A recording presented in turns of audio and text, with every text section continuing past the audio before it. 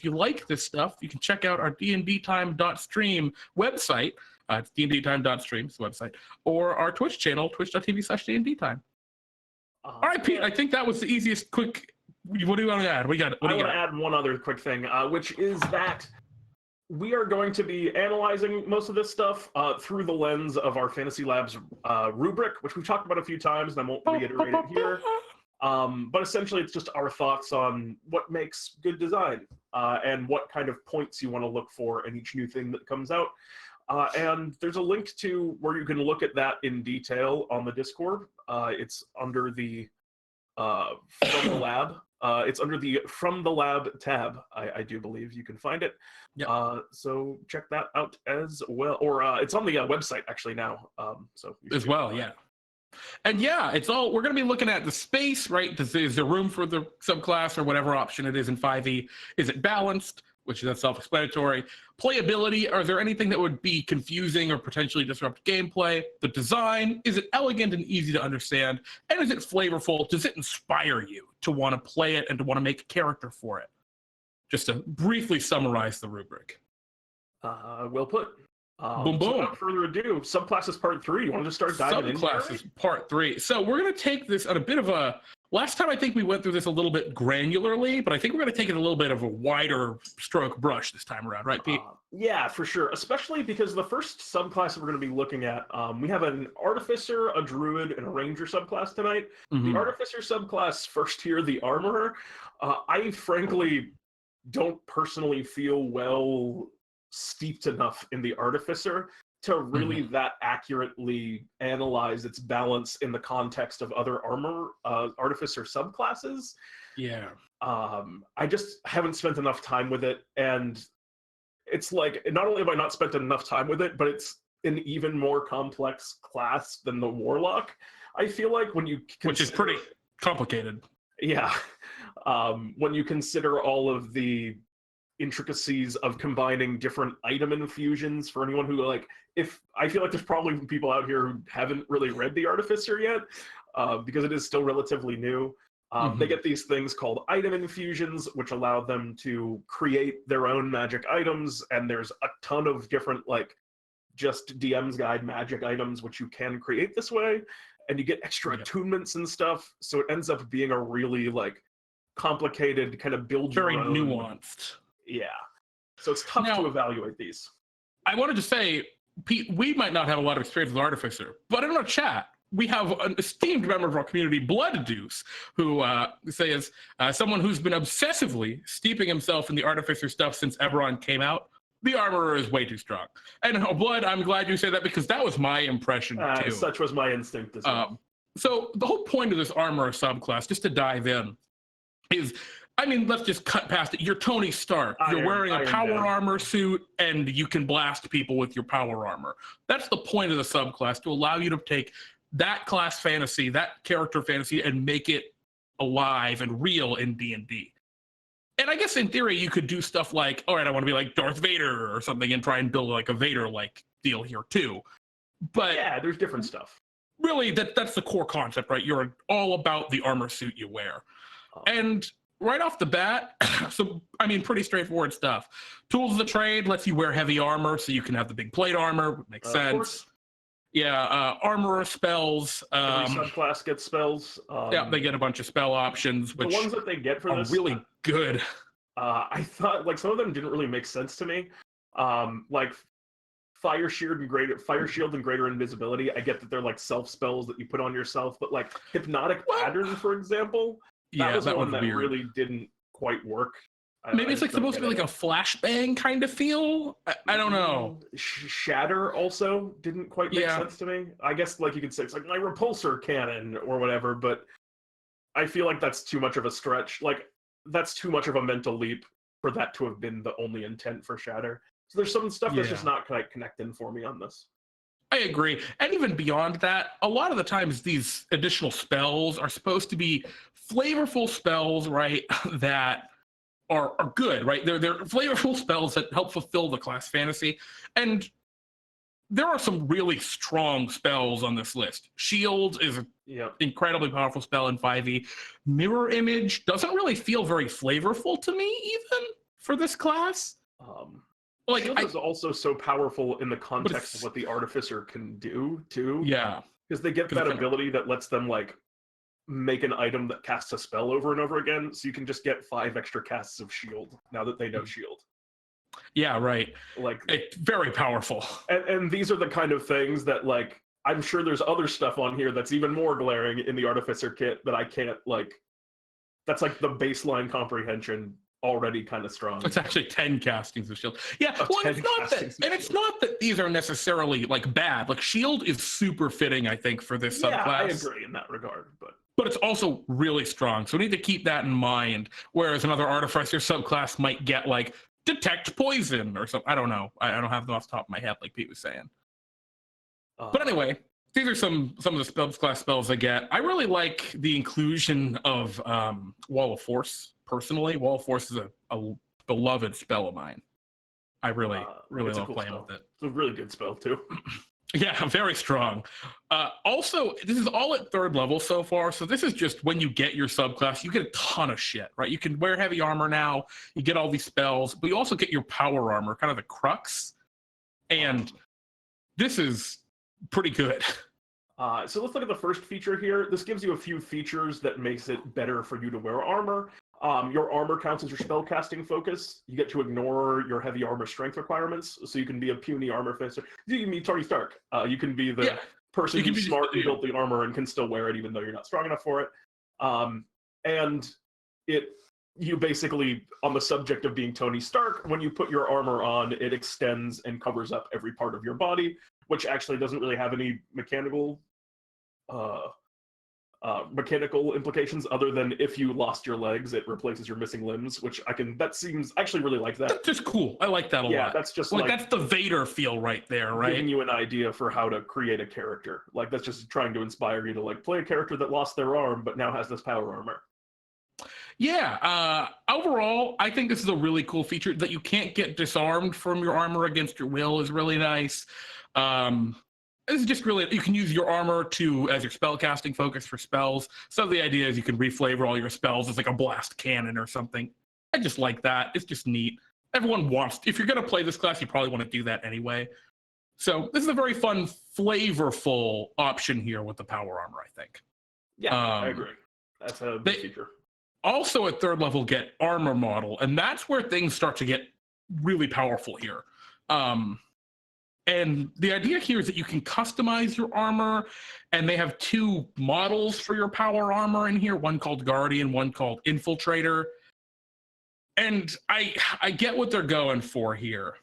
That they're trying to make these 2 kind of unique play styles, or one's a stealthy armor and one's a not stealthy armor, that you can change between them over a long rest. But personally, for me, Pete, I don't know about you, these don't work for me. Actually, almost nothing about this ability works for me. The only thing I like is Thunder Gauntlets, that you get a cool punch with the gauntlets on your hand, but everything else I think I agree with you on. I still hate the Thunder Gauntlets, though. You don't like heavy armor wielding. Your base attacks now do thunder damage. You attack with your intelligence modifier because of the power I don't armor. like the thunder damage or the it gives disadvantage on all attacks against other creatures. This is just an incredibly powerful option. Yeah, I just like the idea of punching with your big heavy thunder garber fist. But I also don't think it should deal thunder damage. Certainly, such a rarely resisted thing too. Well, it's just incredibly powerful. Between the Thunder Gauntlets giving creatures permanent disadvantage on attacks, and the defensive field giving defensive field is out of control. An outrageous number of 10 hit points each turn. Crazy. Also, I don't know how heavily the Artificer taxes bonus action. I think the answer not super bad. Like the subclasses all tax it, I think is the answer, and this subclass tax is well worth it. That's an insane amount of 10 hit points every single turn. I'd like to just make a quick comment, because I see there's a lot of discussion going on in chat, and I appreciate you guys keeping it civil. It's always good. But I just want to note, I saw someone mentioning, I don't remember who, was talking about like the Artificer as compared to the Paladin. I wouldn't directly compare those 2 classes, because they do very different things, right? The Artificer gives away a lot of their power and supports allies a lot, just in its core class design. And so this Yeah, I wouldn't directly compare that to the Paladin, which is a very selfish class with the exception of its aura of protection. But if I was playing an Artificer, I'd want to play it so selfish. Yeah, well, yeah, exactly. It depends on how you play the Artificer. Yeah. If you play it selflessly, it's going to be a lot less individually powerful. If you're giving away your, like Pete was talking about, the infusions. So but yeah, this is just very really strong. It's just incredibly powerful. It's very, very strong third level feature. The Infiltrator option is just weird because it just seems a lot worse by a lot. It's worse, but also, like, I mean, the weapon's better. I mean, is it? It's got range. It's better when you get it, but equal in the long run. I don't know, man. I think the Thunder Gauntlets are way more powerful than the Lightning Launcher. Because when you hit with the Thunder Gauntlets, the creature just has disadvantage on all attack rolls against creatures that aren't you. And the thing that kills me about that, you admit a distracting pulse. Like, come on. I want a better reason for why it works than a distracting pulse. You know what I mean? Yeah, it was like they wanted it to do that, and then they just said something to make it do that. Yeah. Level 5, they get extra attack. Nothing probably all that controversial there. Maybe controversial in the context of the cool weapons that they get, but not in of itself problematic. But the armor modifications. The biggest something on extra attack. Sorry. Yeah, I mean, the biggest qualm I have right now, besides the Thunder Gauntlets and Defensive Field being too strong, they can rebalance that, right? Is the fact that everything relies on intelligence for this race, or this class, right? Their attacks attack with intelligence instead of strength or dexterity. Yeah, boiling. They're single ability dependent, which makes them really easy to optimize and be very strong with. But I'm sorry, let's talk about these armor modifications, because that's interesting. I actually like this a lot. See, I think this is kind of crazy town. It's crazy town, but I think, like, it's a cool concept. You know what I mean? Like, the balance is off. Yeah, well, I just don't know how, like, I like the idea, but I don't know how you could put power in it without making it just like a flavor point without changing it. To summarize it, Artificers naturally get these magic item infusions, which allow them to create essentially magic items. They get stuff that, like, they can make special +1 weapons or give bonus armor class to their armor. And this separates your power armor into multiple pieces, so you can make different chunks of your armor into different, like, infusions. So you could get a helmet infusion, a boots infusion, a chest piece infusion. So it separates all of these things into different points. But then in addition to that, it increases the number of infusions you can do by 2. Which that's is a where lot. The problem is. Yeah, that's one of the, like, core strengths of the Artificer is their infusions, their ability to create these magic items. That's where almost all the power in the core class goes. It's a lot of power.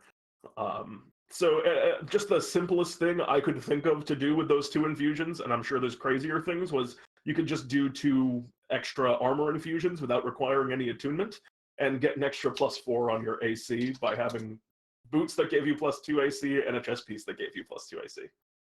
Yeah, at level 1, at level 10, it would be +2 at 9 and then +2 at so +4 armor class at level 10, which is crazy, obviously. But I don't know. I agree with that. I like the idea of it, but I just don't know how you would implement that idea in a way that increased the power. Maybe the answer is I would feel better about it if it was 1 extra infusion. Yeah, I don't know. I guess I'd be interested because I need to really look at every infusion and how they're really going to work out. Because I think the point of this armor modifications concept is they're assuming that as an Artificer, you're creating your infusions and you're giving them out to your allies. And this is just saying, well, you have to have at least 2 infusions to make your own stuff cool. And to a degree, I like that. I like that concept. That would be true if but then, like, that would be true if you had to give some stuff out. But when you exactly. When you don't, it can be weird. And then perfected armor. Yeah, this is a funky feature. It's just a really funky feature. Again, it relies on that Guardian and Infiltrator form, which I'm still not super a fan of. The fact that they didn't going back to like the Warforged, right, in Eberron, in the Unearthed Arcana Warforged, they had a bunch of different types, and you could pick between all sorts of different options, really customize your Warforged. But then when the actual Warforged came out, it was not anywhere near that complex. It was way more simple. I think that's what's going to happen here. I think the Guardian and the Infiltrator are going to just go away, and there's going to be one simpler option. And it'll maybe with a couple be, of like... It'll probably be the Infiltrator. Oh, yeah, probably. But anyway, the Guardian's funky. It has an ability where, as a reaction, you can... When a creature ends its turn within 30 feet of you, you can make the creature roll a strength saving throw or be pulled up to 30 feet to you. I'm not sure what this is supposed to like represent in the flavor of it, to be honest. I don't get it. Well, like, yeah, it's like your gravity hand, and you can do this a bunch of times, and you get a bunch of melee attacks as part of the reaction. It's cool. I think it's neat. I think there's some interesting stuff with it. I think it's supposed to be more of a balanced deal because you only get one extra attack with this class, but I'm just not sure I like it. I don't know. It doesn't totally work for me, I guess. And then the Infiltrator, what does the Infiltrator even do? It gives advantage on the next attack roll against the creature you hit with your Infiltrator lightning launcher, which that's not too bad. I like that, really emphasizing the support role of the Artificer among a class, among a party. So I actually like that one a little bit more, but I don't know. The Guardian one just doesn't work for me. Pete, do you get it? Like, does it make sense to you? The Guardian thing? No, I'm 100% with you. Okay. The Infiltrator one also is just a touch too complicated for my taste as well. It just seems like an unwieldy way of giving them guidance. I guess to simplify and to give our basic opinion here, looking back at our rubric, is there space in 5e for this? Absolutely, right? We can both agree. A cool robot suit guy. It's neat. I'm like half on the vibe. I guess the question, if you believe that, like, I'm not crazy about the Artificer on the whole. In my own I'm not taste. either, but there's nothing else I think in 5e that does quite this. Right? That's true. Yes. So I think there's space for it. This has so many playability problems. I'm not even going to address that. Yeah, issue. A lot of them. There's flavor. There's lacking in flavor in points. Yeah. Doesn't quite add. It's just kind of like, I feel like when they made this class and they're looking at for the flavor aspect, they're like, okay, let's make it a Tony Stark thing. And then they write the first two features and they're like, what else does Tony Stark do? He gravity pulls people, right? No, he I don't know. Does not. Yeah. Yeah, I don't know. It's questionable, but it's... What's weird is it doesn't fly. Nowhere in this class do you get flight. Like, why was that not one of your... I bet you can do that with an infusion, though. Maybe. Yeah. Okay. I don't even know. The thing is, like, I don't know the Artificer well enough that I'm just saying you can probably do it because it's probably... And you're probably right, too, is the thing. Well, yeah. I don't know. Balance, I don't think it's balanced well at all, and I don't think the design is very neat and concise. I'll give this guy a 2 at best. Maybe a 1. Sounds probably right. There are also some new infusions in here. So this is what we call a rough cut. A pretty rough cut. Pete, have you looked at these infusions at all? Yeah, like the Helm of Awareness is pretty fucking good. Well, it's just funny because when you think about that 9th level feature in the context of these infusions, it's sort of like your 9th level feature is not you get this cool armor thing. Your 9th level feature is you get advantage on initiative rolls. You can't be surprised, and you can't... Exactly. You can't fail concentration. Like, it's just so much bigger than it looks. And that's basically what these infusions kind of say. Well, and the thing is, right, the intent of that 9th level feature is your armor can do cool stuff. That ability, advantage on initiative rolls, can't be surprised. That's not your armor doing something cool. That's just, you're just better, you know? I think actually Armor of Tools is probably, I didn't like this at first, but I also didn't understand it. This is the most my armor can do something cool of these new infusions, because you have like retractable tools that can come out of your armor, like an R2-D2, you know, twisty thing or the BB-8 lighter or whatever, right? That I kind of dig. Yeah, I like that one too, even though it's also like, but at the same time, I would never pick it because the other options are so much better than it. Except for maybe, I guess you get to add your intelligence modifier, but like some of those, you're probably already doing that. Well, and that's your big issue. You're picking between really cool flavor and power. Yeah, and you want both. Well, and it's the same problem with feats, right? No one picks linguist as a feat. Very few people pick linguist as a feat, even though it's really cool, just because sharpshooter's way more powerful. And that's the problem that this entire class seems to be running in. Yep, that's a pretty succinct way of putting it. Yeah, everybody in chat has some interesting thoughts too, right? I disagree. Being aware of anything could be a warning system, something like a radar light, or a warning light, or approaching, or an AI warning. Yeah, no, it definitely could. I think you could flavor these in more interesting ways. I think that's definitely true as well, because I was actually on that same vibe, Peabody. I was thinking like it's meant to be your heads-up display that's like enemies approaching from the side. But also, that's something that works a lot better in narrative than it does in mechanics. Absolutely. Well, let's talk a little bit, I guess, moving past the Artificer, because I think we can just both agree it's a pretty rough hash. It's going to be revised, I think, substantially before it ever comes out. And we move on to another pretty rough hash. The Circle. I think it's a little bit less rough. I think it's actually... it's better in some ways and I think worse in others, personally. It's less unbalanced, I think, mostly. I think that's true. But let's talk Circle of Stars to bullet point what it is. They are druids that basically worship the stars. They, or worship is maybe the wrong word for that. They draw their power from the stars. They track constellations and heavenly patterns, and from them, you know, learn stories and ancient secrets and stuff like that. It's a really cool flavor. I actually like the idea of the Circle of Stars a lot, and I really like the first feature they get. But if I take that to Jeremy, I really like this one. Just before we even talk about it, I'd love for you to talk about the star map feature, Pete. But before even that, just reading the name Circle of Stars with Druid, getting the idea that you're reading star maps, what would you have thought of if you didn't already know this class option? Because for me, I think I would think of like maybe distance and, you know, space and time and those kinds of concepts. But I know for a lot of this subclass, they go into like the fate direction. And that was like that's weird to me, I think. I don't know, that didn't immediately register to me. Did you kind of come to that? I were expecting were kind of what they gave you early degree in star map. Yeah. I was really thinking the like the divination side of things. Like I thought, like I was certain that Find the Path was going to be somewhere in this. Yeah, right. But they went in a very different direction with it.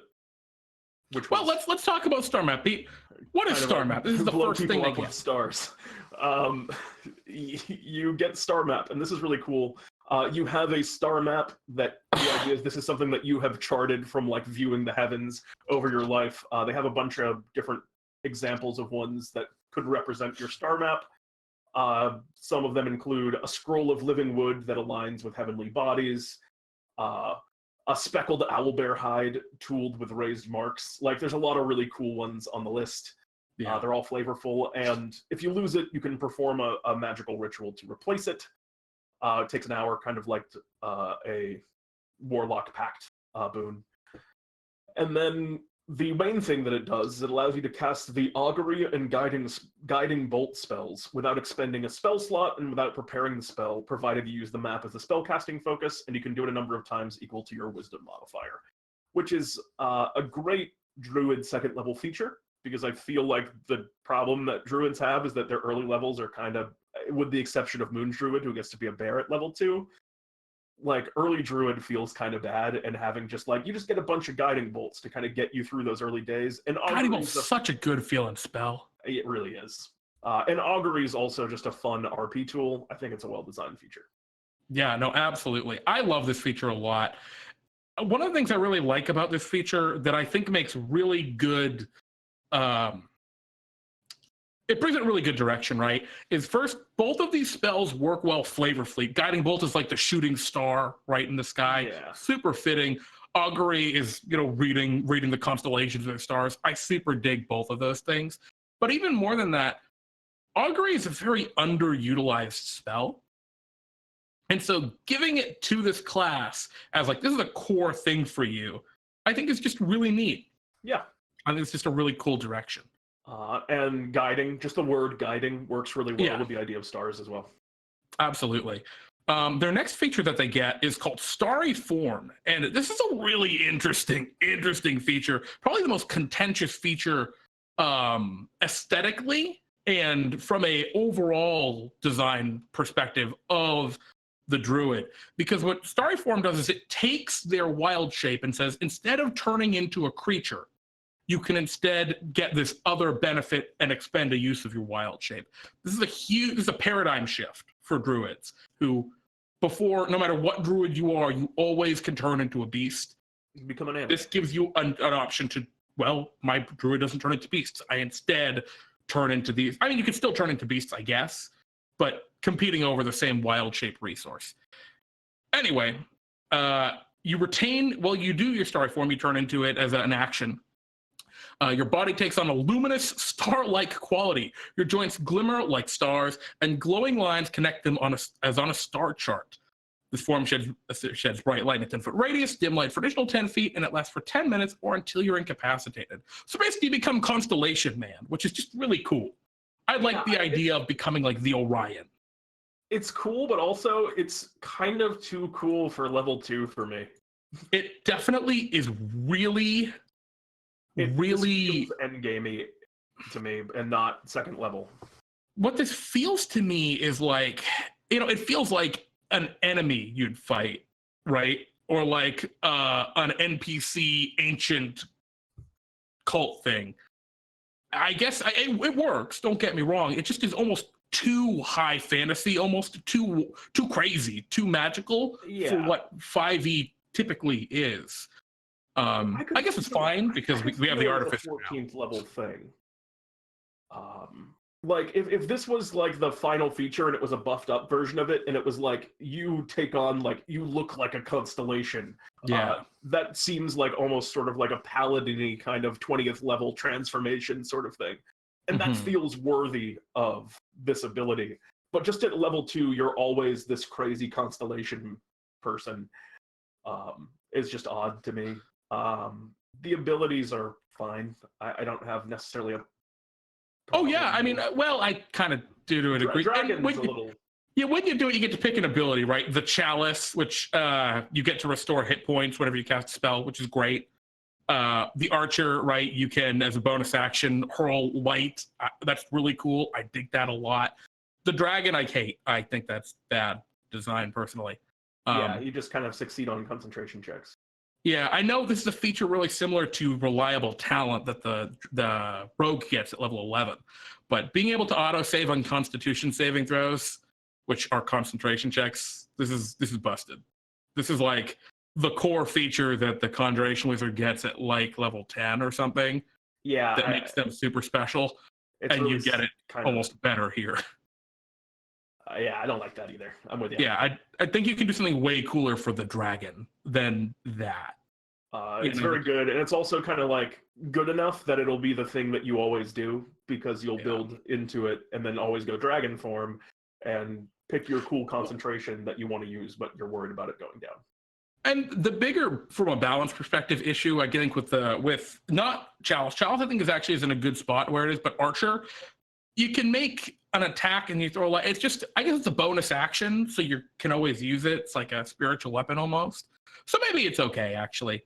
I was thinking that like you'd be competing with like your healing words or whatever for your bonus action, but I guess you can always take like a cure wounds or something. Yeah. So yeah, I just don't like the Dragon. I think it's just kind of lame. I want something cooler for Dragon. And I see, just to answer chat a little bit, I imagine Goblin Shaman from Goblin Shaman, or how they describe them. A Goblin Slayer. Oh, Goblin Slayer. Well, I'm unfamiliar with the Forgotten One, but I mean, maybe. Matty Morse was saying it's neat, but can be onerous in the DM when it's spammed, as it should be, since there's no drawback to do so. So it's not on your progress. Yeah, I think this is talking about augury. Yeah, no, there is a drawback for augury. Every time you use it, it's built into the spell itself. There's an increasing chance that you'll just get erroneous results. So you really only ever want to use it first time you use it. Tops. Yeah, twice is the number. After you use it twice, it's 50-50 that your DM just makes up some bullshit. Yeah, pretty much. And then V-Bunny was saying, 5e is heavily magically influenced and very high magic. I mean, it is, but like Pete was saying, this like an ascended form is what I see the starry form is, right? I think this feature could be called, ascendant form and be a dope, huge, powerful transformation as a higher level feature. Even at 10th level, I think it would be really cool. Well, let's talk about 10th level. I think it might be a little too much. Well, we didn't talk about 6th level yet. I hate this feature. I thought about it in my mind. I hate this ability so much. Cosmic Omen. Yeah. Don't like it at all. So you roll when you roll a d6 every time you finish a long rest, and whether you roll odds or evens determines whether you get weal or woe. And you get this reaction for weal or woe, whichever one you're going to be doing, and this determines which one you're going to be doing for the whole day, I believe, right? You just it does 50, and then you do either one of these that day. So weal is whenever you or another creature makes an attack roll, ability check, or saving throw, you can reaction give them a d6, and add it, or woe is the opposite. You can give a reaction d6 and subtract it. So you either get a reaction bardic inspiration or a reaction cutting words. It's really chomping on bard flavor. But because the woe also cuts down saving throw, if you get woe, you will just only use it to decrease their saving throw roll by a d6 every time. Against your cool concentration spell that you will never fail concentration on. Yeah, no, it's busted. I mean, it's really, really, really powerful if you get woe. Very good. Will is pretty okay, but even so, this doesn't feel like a Cosmic Omen to me. This doesn't, to me, the mechanics don't reflect the flavor. You know what I mean? Yep, I agree. And I think they're both powerful mechanics, but I don't think they're healthy for the game, and I don't know if I even want to play them. Negative are stronger than positive, even if they're both the same value-wise. Exactly, Matty Morks. Being able to reduce an enemy's saving throw is so much more powerful than being able to buff your own. And yeah, I think that's like maybe a touch less true for things like attack rolls and like ability checks, but for saving throws, it's crazy. Yeah. And that's just part of the bounded accuracy mechanic of 5e. Pete, you want me to take full stars, or you got it? I can grab this one. It's a quick one. When you use your starry form, you gain resistance to bludgeoning, piercing, and slashing damage. So it's a buff on your starry form. I actually think that's okay. Yeah. I think that's actually pretty balanced. If they're going to have you, if the whole thing is built around the starry form, then that should be buffed up. It makes sense to me. I'm fine with it as well. Yeah, I think that's a pretty good feature. No thoughts on it. Yeah, it's maybe a little mundane. Yeah, compared to like the Moon Druid gets these cool elemental forms. Maybe I'd like to see something a little bit more interesting. Maybe like a new constellation being added instead of just the straight 3. Maybe you get a new one too. But I think this is a solid feature. Starflare, 14th level. This is whack. As an action, you can immediately teleport each willing creature. It's pretty cool. As an action, you conjure a burst of light in a 30-foot radius sphere centered upon a point you can see within 120 feet of you. You can immediately teleport each willing creature in the sphere to an unoccupied space within 30 feet of it. Each creature remaining in the sphere must succeed on a Constitution saving throw against your spell save DC or take 4d10 radiant damage and be blinded till the end of your next turn. Once you've used this action, you can't use it again until you have finished a long rest or until you spend a 5th level or higher spell slot to use it again. This is just really powerful, in my opinion. This is very good. Mass teleportation does some great damage. Just a very good feature. I don't think it's overpowered, actually. Yeah, I think it is. But I hate this new thing they've been doing. You can use spells. You can burn a spell slot to use it again. Why? I just don't like it. I just don't like it. just don't like it. I don't have any issue with it. Sold on it. But otherwise, it's a very cool feature. I think it's kind of cool, but I'm like on the fence. I get where you're coming from. But I do like the idea of being able to use, like, this is the thing that's signature to you and you want to do it a lot. Like, I mean, I guess. I don't know. But maybe this feature is like also... Like, why is this not just a spell then, right? This is just a signature spell, not a... You know what I mean? Not a capstone boom. Yeah, that is the idea that a lot of these things are getting, is the vibe that it gives off, which maybe that is cool, though. But again, like, it doesn't it certainly doesn't scream, this is my cool capstone to me. Just, I get to make a big star explosion. I don't know. I don't really like this feature that much. I disagree. I think it actually is pretty cool. I kind of like the star explosion, but I think one thing we can both agree on here is, compared to the direction they've been trying to go with the cosmic omens, right, and reading the stars, and huge star explosions kind of out of left field for suddenly now you blow things up, right? Yeah, it's a little funky. Yeah, I like it. I'm just not sure it thematically fits. I think if they changed Cosmic Omen to be a little bit more not Cosmic Omen, I don't know.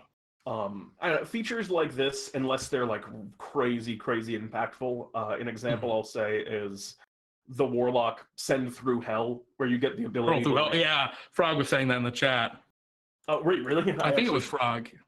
Yeah, it kind of reminds me of Hurl Through Hell. That's funny. I actually really like the way that Hurl Through Hell works. But this, I'm just sort of less inspired by, I guess. I usually just prefer tools over explosions, if that makes sense.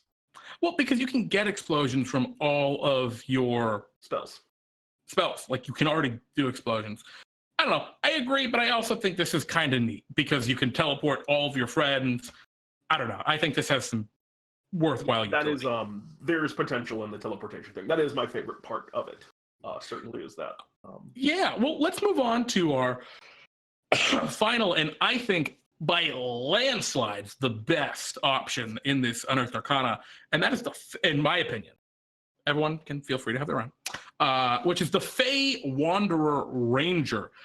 For those of you who are familiar with the Horizon Walker Ranger from before, or the Watcher, is it Watcher on the Horizon? Is that the Paladin one, Pete? The Protector? Yeah.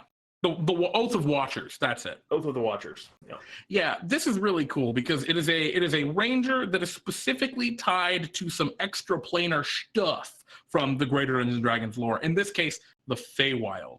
And the idea is, as a Fey Wanderer, you guard the border between the Feywild and the material plane, guiding the lost out of the Feywild and preventing dangerous Fey from damaging the material plane. Your experience with both domains makes you an exceptional negotiator between the inhabitants of these worlds, as you understand both human mindsets and the wiles of the Fey courts. I love this a lot. You get preternatural blessings from Fey allies or a place of Fey power, and you can kind of choose this blessing, right? And they're all very whimsical Fey things. Illusory butterflies flutter around you when you take a shorter long rest. You smell faintly of cinnamon, lavender, nutmeg, or other comforting herbs or spices. I really like your shadow dances while no one is looking directly at it. That's a really cool one. Yeah, there's some just really, really cool, these tiny little flavorful gifts that I think help to, cement the mystique or the mystery of this, the whimsy of the Fae. Yeah. I really love this. This is a very beautiful, and it's more than just a beautiful table. This is an inspired table. Whoever put this together was super into what they were doing. You can just tell with the little shadow dances when no one's looking. Beautiful. Yeah, that's my vibe. I love that so much. Very good. Pete, you want to talk about the rest of the Fey Wanderer magic? I was gonna say, anyone who knows me knows that I'm a big Fey fan. So this is very Pete loves the Feywild. What? Yeah. Fey Wanderer magic. They gave you 5 spells. They're all cool and flavorful. Charm Person at 3rd, 5th Misty Step, 9th Dispel Magic, 13 Banishment, and 17th Mislead. Dispel Magic and Banishment for a Fey thing I think like the first instinct is, well, what does that have to do with having Fey power? Well, the idea is you're using it against Fey because your enemies all know magic and all of them need to go back to their own plane. So I don't know, it works for me. I think that's all very cool. Super fitting, and beyond that, this is another paradigm shift here. No other rangers got extra spells, and that's one of the biggest problems that rangers have, is they lack spell choices or meaningful spell options. Adding these is really, really cool, especially since they're known spells. These don't count against the number of spells you know. These aren't choices. You just always have these. Well, they actually really started that in Xanathars. Like the Umbral Stalker, for example, gets that. Oh, Umbral Stalker? Umbral Stalker, Gloomstalker. Did the Gloomstalker really get... Yeah, they get Rope Trick and shit. I remember because I built a whole character around a ranger with Rope Trick. Wow. Okay. Well, I didn't even realize that, but it's a really cool direction. I'm glad they did this. It's an improvement for sure, and I hope they continue to do it. It's one of those things where, like, in your heart, you almost wish they would go back and give the other ones spells, but also, like, you can't. It's tough. They can't, but they should. In a 5.5 edition, they would. Another level 3 feature. They get 2 more level 3 features. This one's Cunning Will. And the idea behind this, right, is that you have experience with Fae, and so the big things that Fae do the most, Charm and Frighten, you have advantage on saving those against those effects. I like this, super fitting. I like it a lot. Additionally, you get proficiency in one of the following skills of your choice: Deception, Performance, or Persuasion. Just great. Beautiful. Yep, it's good. And then the last sorry, just one last quick note. From a design perspective, so concise. They say so much by just giving you that you have advantage against these 2 minor status conditions. I think that's a really concise design that really buffs up the flavor and supports it a lot. You know what I mean? Well, it's such a well-worded phrase. The first sentence of this does such a good. Your experience with the Fae has guarded your mind and sharpened your tongue. Yeah. Here's how it's guarded your mind. Here's how it's sharpened your tongue. It's very well put together. Sorry, my cat is screaming. Data, absolutely, what are you doing? Furious right now. While you handle my girlfriend Data, just woke up. let me talk Dreadful Strikes. You can augment your attacks with mind scarring magic drawn from the gloomy hollows of the Unseelie Fae. Essentially, as a bonus action, you can deal an extra 1d6 psychic damage by turning your weapon into a magical weapon that does that until the end of the turn. You can only deal that 1d6 once per turn, and if you 2-weapon fight, you can still do it as part of the same bonus action which you're 2-weapon fighting with, which I thought was a nice add-on. Because when I was reading it, I was like, well, this kind of sucks for 2-weapon rangers, and then I finished reading it. Well, I love that, and I heard most of what you just said, but I already know this feature. I love that this is a ranger class that focuses on 2-weapon fighting. I like that so much. Like, 2-weapon fighting is such a forgotten thing in 5th edition D&D. You know, it's like there, but very, very rarely used. I love that this class says, 2-weapon fighting, you got a home with me. You know what I mean? Yeah, I see what you're saying. Yeah, for sure. I mean, it works as well with other stuff too. Like if you're just firing your bow and using your bonus action to deal that extra 1d6, that's fine as well. But I mean, I kind of like, the thing is, I see this ranger as 2-weapon fighting. You know what I mean? Like that kind of makes sense to me. Well, that's just kind of, I feel like that's just the vibe of the Feywild is someone rolling around with a couple of daggers hunting fairies feels right to me. Yeah. Maybe that's what I feel. Like I see the short sword and the dagger, right? The like. Yeah, exactly. I think that Jeremy. That's just the aesthetic. I think that's just the vibe. Aesthetic. Yeah. Well, I'm glad they supported it mechanically. I like that a lot. That's the 3rd level feature. I actually like that feature a lot too. 7th level is the one that I maybe have a bit of a problem with. It's weird. I like do and I don't. So the point of its Blessing of the Courts is you've learned eerie techniques from the Gloaming Court and the Summer Courts of the Feywild. And it's once per turn when you hit a creature with an attack, you can expend a spell slot to deal psychic damage. You get a ranger version of Divine Smite. The damage is 3d6 psychic damage, and the creature has to make a wisdom saving throw or become frightened. This is so funky. I have a hard time saying I like this, but I also like it. I You know what I get mean, what you're Pete? saying. For me, the big thing is I don't like design that taxes core class resources on Yeah. subclasses. Well, That's just go ahead. unfun to me as a player. That's all. Like The I wouldn't want to do problem this with because it, I want to use my spell slots for the ranger stuff that I already wanted to use my spell slots for.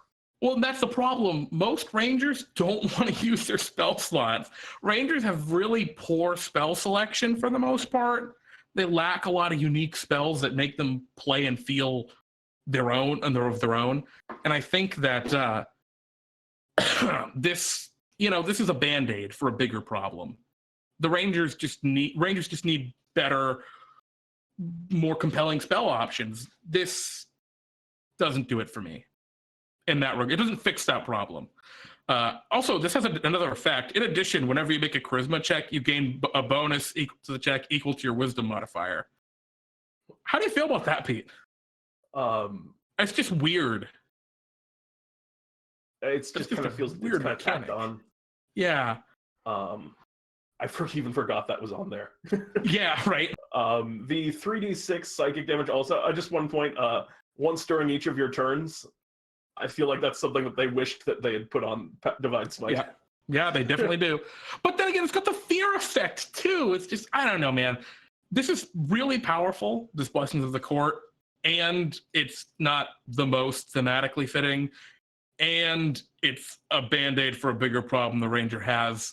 I don't know. I'm not a fan of this. Well, also, we were talking about this a little bit before we started, and my other issue was I don't like that it's also just more psychic damage on top of you're already doing a d6 of psychic damage, and this is just more of the same thing that you're already doing with this class. I'd rather something new that was fulfilling this niche in a different way.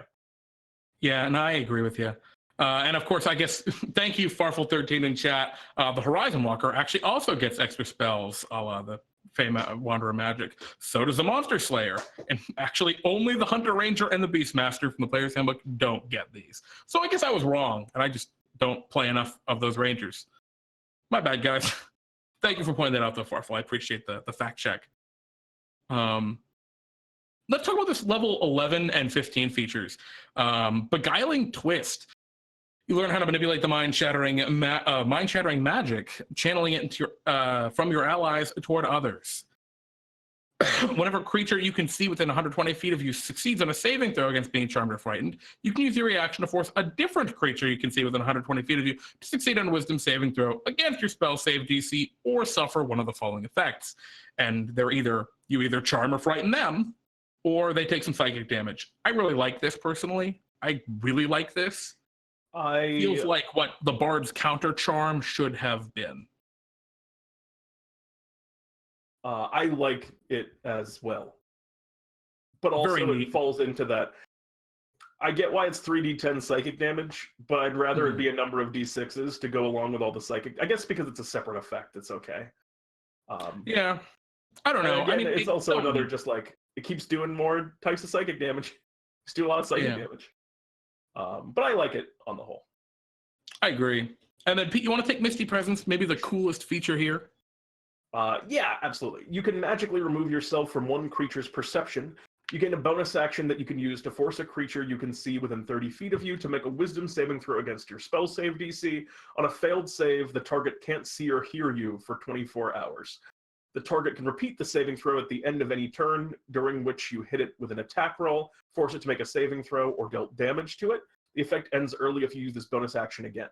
On a successful save, the target is immune to this feature for 7 days. Once you've used this bonus action, you can't use it again until you finish a long rest, or you can do the 4th level spell slot thing like the other class. So basically, you can make yourself invisible to a creature if they fail to save against it, which is cool because I love this. Yeah, it really plays into the flavor that, like, Fae, a lot of, like, high, powerful Fae and stuff have true sight and things like this. And this, I think, is the only thing I've ever seen in the game that would... Yeah, you can remove yourself from their perception. Just completely, I don't exist for you. That feels so whimsy to me. Well, it feels whimsy, but also it's rad. Oh, yeah. It's very cool. It's really unique. There's nothing like this in the game. It's a great feature. And I think it's pretty well executed too. A lot of the times when you see mechanic or abilities like this in Unearthed Arcana, they're pretty hacked together. This is pretty concise and well written for the most part. This is a feature that I'm going to put. This is a feature that I'm going to give to high-level Fey enemies that I run from now on. Oh, jeez. Wow, talk about a nightmare. That's such a cool thing for a bad guy to have when he's having a conversation with 75% of your 4-person party. Oh man, rude. Well, I assume it's rude. Oh yeah, it's BM, but also I assume it's actually, as much as it's rude, it's actually rude, but like awesome. Well, yeah, it's the encounter is the most interesting for the player that's excluded. Absolutely. I think this is very neat. Overall, Freight Wanderer Ranger, Pete, I mean, it had that one feature I'm not sold on. This pretty much passes. I mean, it doesn't pretty good. It doesn't pass, but it pretty much passes. Yeah, it's in a very good spot. I'm very excited to see where this goes. I'm not as excited for the other two. I think the Starry Form or the Circle of Stars could be really cool, but just isn't quite there yet. I'm very into the idea of Circle of Stars, but I hope they go a different direction with it. Yeah, I think you nailed it when you said that Starry Form could be a super cool capstone, like transformative feature. It feels so, at second level, it's so mundane. Like it's too low of a level for something that cool. Yeah, I get you. And Armorer isn't really my thing, but cool concept. Just needs a lot of retooling. Hey. All right. Jeremy, we're at a clean hour as we're finishing up this Unearthed Arcana. So would you like to take a brief break before we come back at it with the Yeah, and like Pete and I were saying before, because there are all sorts of spell options that are also new for the Explorer's Guide to Wildmount, we may come back to that one in the future, so we might just be doing a brief overview today. So we'll be right back, guys. Stay tuned. See you all very soon.